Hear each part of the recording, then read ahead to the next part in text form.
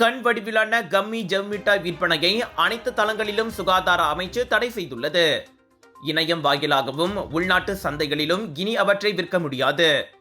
தடையை மீறினால் 1983 ஆண்டு உணவு சட்டம், 1985 ஆண்டு உணவு விதிமுறைகள் சட்டம் ஆகியவற்றின் கீழ் பறிமுதல் நடவடிக்கை எடுக்கப்படும்.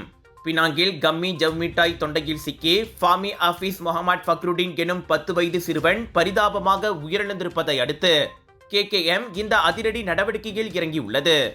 45 மில்லிமீட்டர் மற்றும் அதற்கு குறைந்த அளவிலான கட்டுப்படுத்தப்பட்ட ஜெல்லி தின்பண்டங்களில் இது தொண்டையில் சிக்கிக்கொள்ளும் ஆபத்தை கொண்டது. இது 3 வயதுக்கும் கீழ்ப்பட்ட குழந்தைகள் உட்கொள்ள ஏற்றதல்ல என்ற எச்சரிக்கை வாசகங்கள் லேபிளில் இடம்பெற வேண்டியது கட்டாயம் என்பதையும் அமைச்சு சுட்டிக்காட்டியது. உணவையும் தின்பண்டங்களையும் சரியாக மெல்லாத போதோ அல்லது முழுவதுமாக விழுங்கும் போதோ தொண்டையில் சிக்கிக்கொள்ளும் வாய்ப்பு அதிகமாகிறது. எனவே பிள்ளைகளின் உணவு தேர்வை கண்காணிப்பதோடு எதை சாப்பிடலாம், எதை சாப்பிடக்கூடாது என்பதை அவர்களுக்கு சொல்லிக் கொடுக்குமாறும் பெற்றோர்களை KKM வலியுறுத்தியது.